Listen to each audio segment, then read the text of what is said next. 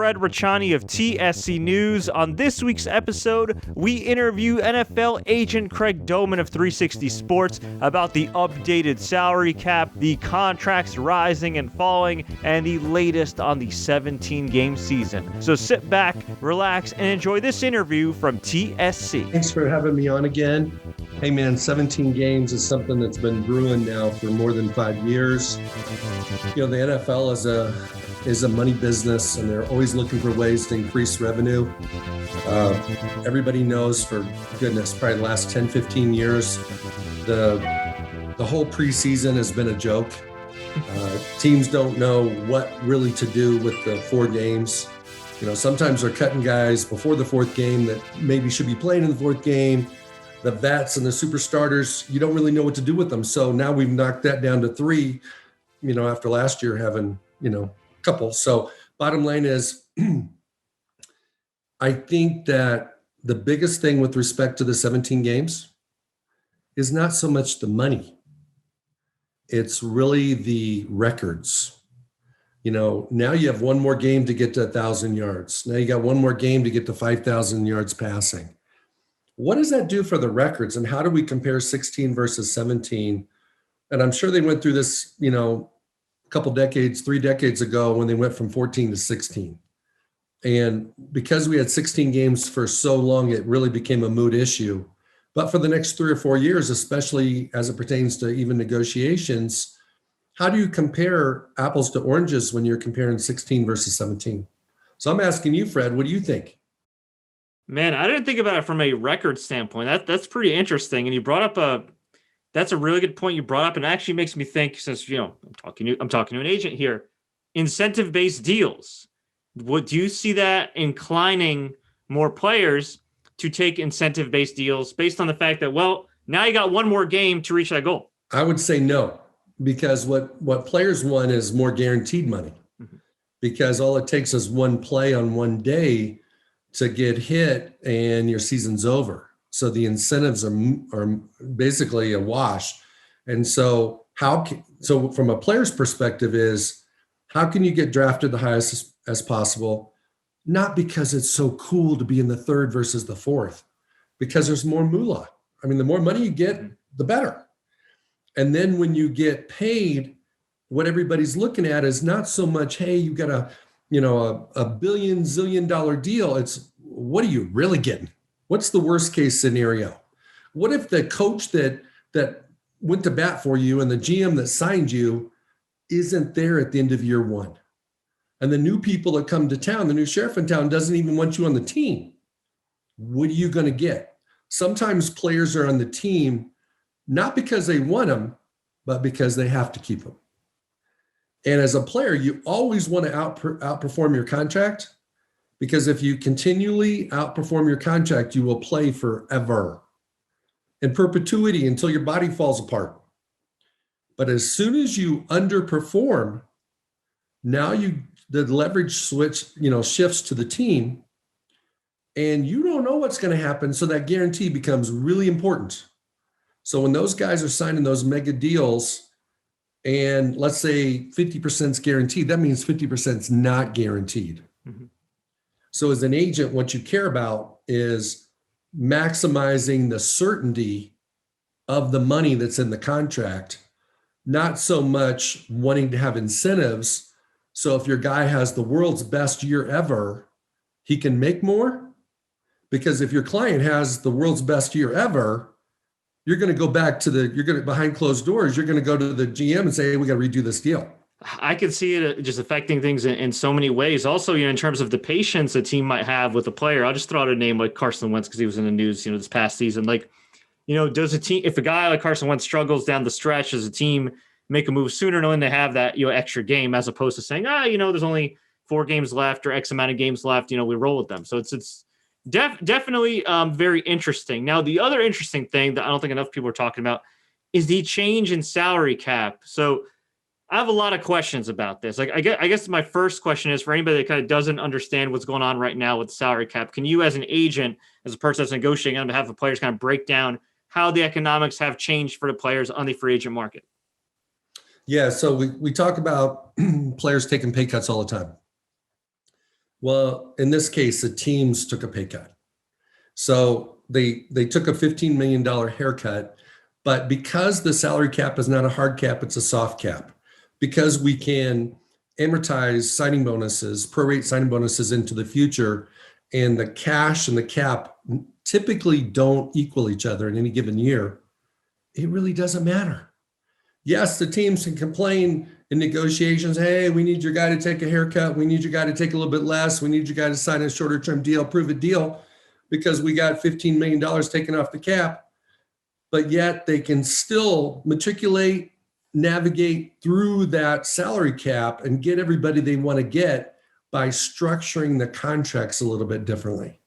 So I really, even though it's never a good thing to take a pay cut, because the team pay cut trickles down to the players, but it doesn't prohibit the teams that are smart, that are good talent evaluators, that know the players they want to keep.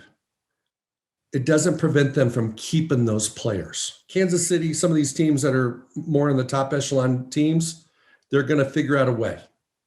And the teams that are not winning, they're going to use the salary cap, the reduction in the salary cap as an excuse for not paying top dollar because they're not winning.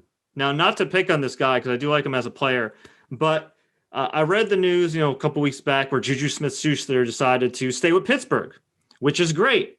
But the problem is, for the market, he reportedly stayed for roughly half of what he probably could have gotten from another team in free agency. And while that's good for him, I'm looking around and I'm like, damn, that might not be good for the market, although Kenny Golladay did end up getting paid by the Giants. When you see players, particularly players of that skill level or higher, take a pay cut to remain with the team, even if it's good for them, does a part of you as an agent say, damn, man, you kind of just ruined it for everybody else? No, because even though he does impact the market, every single negotiation is independent of all the others. And there's no question that the teams are going to cherry pick their deals and say, hey, this guy got less money, you should take less money. And the agents are going to cherry pick deals and say, hey, this guy that probably didn't deserve it got a lot of money, so my guy should get a lot of money. There's no question that stuff goes on. But I think there's three factors in any negotiation that is relevant to our conversation right now. One is that what are the non-monetary components of a deal or a situation that make it attractive for a client, for a player? So is it, might have kids in school, there might be something going on in his family where he doesn't want to, he doesn't want to sell his house and move across the country. Money only does so much for you. So let me ask you the question. If you had 8 million this year or 15 million, what can you do with 15 you can't do with 8? Right? Yeah, fair point. Fair. And so, yes, you can blow a lot more money when you got 15, and obviously Uncle Sam's got his hand in your pocket. But the bottom line is, there's a joy and happiness component to this thing too. So number one is the non-monetary components. The second one is the behind the scenes conversations that have taken place. I'm not privy to them, but they always happen. And it's something like, hey, we just want you to do this deal. Before November 1st, we're going to revisit it and we're going to make it right. And we're going to be able to pay you a lot more than we could pay you right now. And if we pay you what we could pay you in October today, it hurts our offense because we are limited. We're cap strapped to go get some other guys that we may be able to get. We don't know what's going to happen in the draft. Depending on what happens in the draft, it's going to make it it's going to make it better for you and better for us to do it later. So that's the second thing. And then I think the third thing is that if you broke down a long-term deal into parts, like if we take any long-term deal and break it into a one-year deal, it could make Juju's deal look even worse, or it may make it not look as bad. Depends on which one you pick. So I saw an extension today with Lockett. I don't know what 69, I don't know how much was guaranteed. I just saw it, 15 minutes ago. But the bottom line is, I guarantee you it's better than Juju's. Okay. However, depending on how much is guaranteed, it may not be that much better. Mm-hmm. Because if Schuster gets to redo his deal sometime before the season's over, and he's going to go get 60% guaranteed, well, hey, we're talking about a calendar year. Instead of getting it in March or April, you're getting it in October, and you're being told you're going to get more If you wait 7 months, what are you going to do? Mm-hmm. Now, a lot of short-sighted guys say, I need my money. I don't care if I got to move to a different team in a different city with a quarterback I don't even like, in a system that I'm not a good fit, with taxes that are higher than where I'm at now. I don't care. I'm ready to go. Other people go, hey, I can sit, I can chill. I can make a decision that's not only good for me, but good for the team. 2020, thank God, we survived it. We're all good, knock on wood. But a lot of things have changed. We talked off the air about just pro days and everything's virtual. We were both at the Scouting Combine last year, which was the last kind of major in-person NFL event for media and agents. And that could have easily been a super spreader event. You know, it was 2 weeks removed from when everything kind of shut down. Now everything's via Zoom, via Microsoft Teams. You don't have as much physical contact with players, with teams. As an agent, how much has your life and day-to-day business changed since the pandemic happened? I think it reflects society. I mean, we don't have as much contact with our clients. We're not in person with team people as much. There's not these events that you can go to and just run into guys that maybe you haven't spoken to in a minute and reconnect, have a beer or whatever it may be. That's the biggest thing that's changed. But as far as like the normal operations of helping your clients navigate through their careers, maximize their money, make good decisions, improve their situations. You know, not everybody, you know, typically talking heads talk about the superstars, but there's that dude that's like, he's second string. He was second team in 2020. He's going to have a breakout year in 2021. He may be an unrestricted free agent in 2022, and he's going to break the bank. How can you help that young man capitalize on his opportunity when we both know that they're probably going to draft somebody early in the draft to compete with them because he's cheaper, younger, and probably healthier, and they don't want the second string guy to make it. They want him to stay at the second string. So there's a lot of movement. So on a normal year, I think it's approximately around 23 roster spots, give or take. And it's case by case, team by team. There's a turnover of 23 out of the 53. That's a lot. Mm-hmm. I don't know what the percent is, but it's north of 40%. So with that being said, how can you help your clients be the beneficiary of that movement? And so I think there's normally two perspectives in this business. One is, how high are your guys going to get drafted? What are the first rounders going to do? How much impact are they going to make? All the quarterbacks that get drafted this year in the first round, how soon can they become the starter? How fast can they get their team to the playoffs? All those things. Every year, it's the same story. And the second story is the guys that are making a lot of money. But we're only talking about a handful of guys out of 53 that we in those two groups.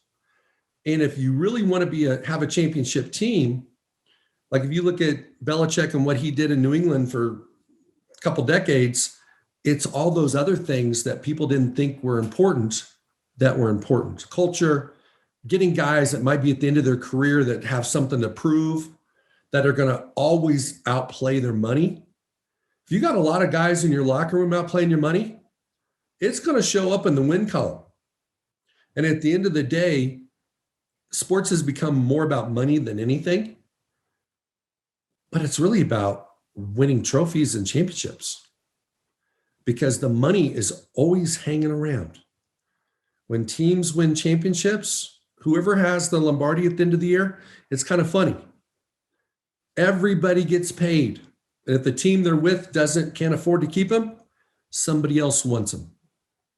So I really think that part of my job with our players is focus on player development, improving your importance to your team, making a bigger impact on the field, winning, and the money will chase you. It will literally chase you down. Where I think there's a large segment of the players that are chasing the money. What do I got to do to get paid? Well, that's generally a shortcut mentality. And if you have a shortcut mentality, usually a lot of times you don't get paid. Fantastic insight right there. And yeah, I mean, you talk about, and even, you talk about guys that can get paid anytime if they keep winning. Also, some guys are a bit of late bloomers. I mean, Derrick Henry's always been a really talented NFL player. Now he's regarded as one of, if not the best running back. But when he first got into the league, he was good, but I mean, he wasn't this good. Like some guys take more time, to develop. And as his team improved, as his team started going into the playoffs and expectations rose, so did his money, so did his contract. And yeah, you talked about Bill Belichick. I mean, I believe you've repped some guys that have been on the Patriots. These guys that come in, maybe are a little unheralded, that are kind of like the glue guys, good locker room guys. And, they end up stepping up when it matters most. And at the end, they do get paid. Okay, so I'm going to turn into the interview for a second, Fred. Who we taking in who we taking with give me the order of the first 5 quarterbacks. If it were me, I'd say Trevor Lawrence, Justin Fields, Zach Wilson, Mac Jones. Actually, I think honestly you could toss up between Mac Jones and Trey Lance. There's probably some other guys I'm forgetting, but those are probably the top 5, like I'd say. Have you noticed this almost gravitational pull that's going on in the league right now, that teams want young, cheap quarterbacks? Mm-hmm. Ever since, I think it was Bradford with OU was the last guy that got like the $72 million deal. Now I've got it down to 30, low 30s for the first pick. So it's like you can take more shots at quarterbacks. So a lot of the quarterbacks are getting overdrafted. And then there's another trend that's going on in the league right now, and the Rams are kind of doing it in a backdoorish way. They're wanting to get back to having a young quarterback, because the teams that have the best chance to build a championship locker room have a quarterback on their rookie deal. And so once they paid Goff and he wasn't taking them to the promised land, they bring in Stafford, but he's not going to play forever. I'm not sure. I think he's 37 or something like that, maybe 35, somewhere in there. He's actually younger. I think he's only like he's still like in his early mid 30s. But yeah, he's got mileage though. He's taking his hits. He's got mileage for sure. And he's won about 43% of his games. So that's a guy that may or may not know how to win. So even though when you got Aaron Donald and a bunch of studs on defense, and you build I'm not hating on Matthew Stafford. I'm just saying he hasn't shown that he knows how to win. He's shown there's certain quarterbacks that show that they've got arm talent. They can make the throws, but they haven't shown that they can win. He's one of those guys. And you can blame Detroit, you can blame his O-line, you can blame the GM, you can blame everybody. But the reality of it is none of those guys are playing quarterback. Mm-hmm. So it'll be really interesting, because if he balls out, the front office in LA is going to look like geniuses. But if he doesn't pan out, they're still going to look like geniuses, because they're going to draft a rookie. And they're going to start the whole cycle again. So, it didn't used to be this way, but now you really want to be a franchise with a young quarterback that has the potential to take you to the show. And if he doesn't, you just go get another one. It's a good point. Right? Because if you take a quarterback with let's say the 20th pick, that's 1/4. His whole contract is 1/4 of what Mahomes is making in 1 year. Mm-hmm. So it's not that much money. And the other part that's happened, and I feel like a trend in the league, is we commoditized running backs a handful of years ago, probably been 10, 12 years ago, where teams looked at him as like, we can do running back by committee. We can find somebody on the trash heap after the final cuts, and he can come in and be a serviceable starter. I think because of the influx of mega talent at the receiver position coming out of college last year, this year, probably every year from now on, these guys are phenomenal. They're commoditizing the receiver position. And not everybody. So there's been a few that have gotten paid the mega bucks, but Juju was probably one of those guys caught up in, hey man, we can't budget that much money for receiver right now. And I think you're going to see more of that. And the reason why is because teams are paying their quarterbacks 40+ million. And if they're not paying him 40 plus million, they got a really good one and he's on a rookie deal. That's what they're going to be paying him, like the Bills, right? So the Bills will probably be one of those franchises that don't have a high paid, not a top 10 high paid RB or receiver. Yeah, I mean, it's interesting. I think that trend of getting a quarterback on a cheaper deal ever since kind of the rookie wage scale got adjusted. I mean, really, I think, honestly, if I'm looking back, I think the two teams that really kind of started the trend or made it more popular were probably the Niners with Colin Kaepernick when they went to the Super Bowl, and Russell Wilson, because when he won I would think it was the Super Bowl second year and won. And then, of course, they did end up paying him over time, but for a while, he was on that cheap rookie deal. And then, of course, a few years later, he had Dak Prescott, with the Dallas Cowboys. He was a later round pick. He wasn't a first round pick. God bless him. He just got paid now, but, took a while. So, yeah, I agree. I could absolutely see some teams saying, you know what, maybe we'll go that route. And you mentioned the Rams. I think it's interesting. And this is something I want to ask you too, but I'll bring him up real quick. John Wolford, I believe he had a stint with the Alliance of American Football, the short-lived one. And there's still a lot of people that think he has potential. And to the best of my knowledge, he's still on their roster. And he would have been the starter had he not gotten injured and Jared Goff came back in for him, well-liked guy within the organization, everything. Do you think it's going to be a little bit easier now for some teams to evaluate quarterbacks that maybe got drafted in the later rounds and got cut, or maybe got undrafted at all now that, there's no AAF anymore, but CFL still around. XFL is getting rebooted by The Rock and Danny Garcia, and sounds like they're going to be working possibly with the CFL down the road. I mean, I don't know. You know football a lot better than me. Do you feel like that? Do you feel like somebody's success there? Like, let's just say, I don't know, somebody doesn't make the cut this year. Somebody gets undrafted, but they were somewhat of a prominent quarterback in college. If you see them balling out, like say in the CFL or XFL, could you see it translating more to them getting signed and getting a real opportunity down the road in the NFL? I actually think they have a better opportunity in the NFL after they've gone somewhere else and performed. I think probably the highest barrier to entry for an NFL prospect is a quarterback that's not drafted in the first 2 days. You don't get drafted in those first 2 days. They absolutely will not give you an opportunity unless they have to.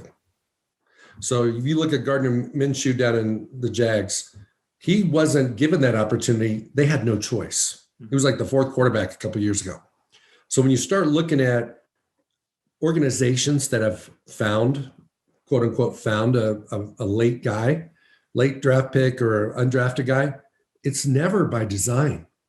It's always by accident. It's always by necessity. And so if you're one of those young men that's a college quarterback that's talented, you've got all the ingredients, but you're missing something. It might be one of your measurables. Your arm talent isn't quite up to par. You're 6 foot, and yeah, everybody can talk about Russell Wilson and Drew Brees and all the guys that have done it, but there's way more guys that haven't done it that have been that height, right? So you're not going to get the opportunity. And now with 3 preseason games, which is really an audition for the backside of your roster, 25% of your games just got eliminated.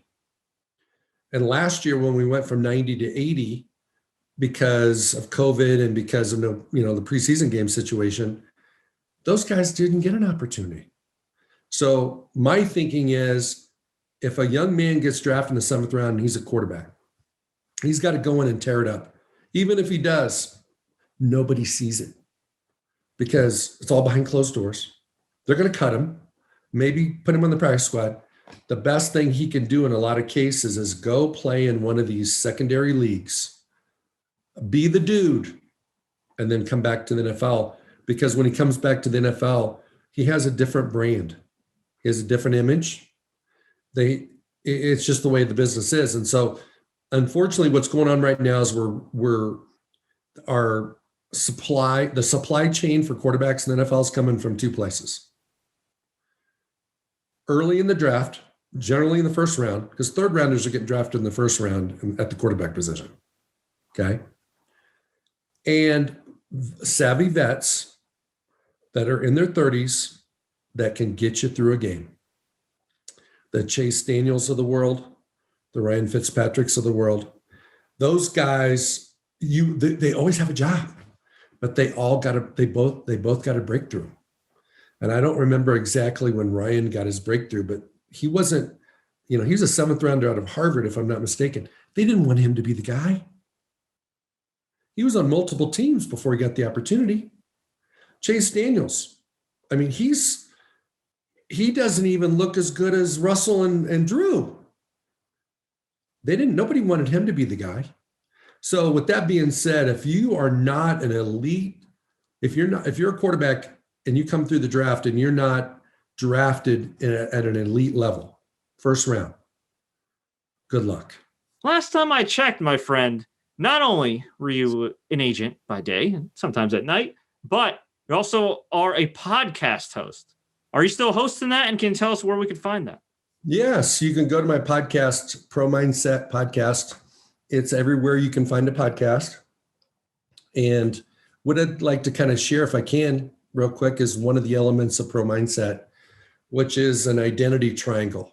And so for guys that coming into the league, guys that are in the league that haven't broken through, maybe they've been on they've been on the 90 a couple times, they keep ending up on the practice squad, and they just cannot break through.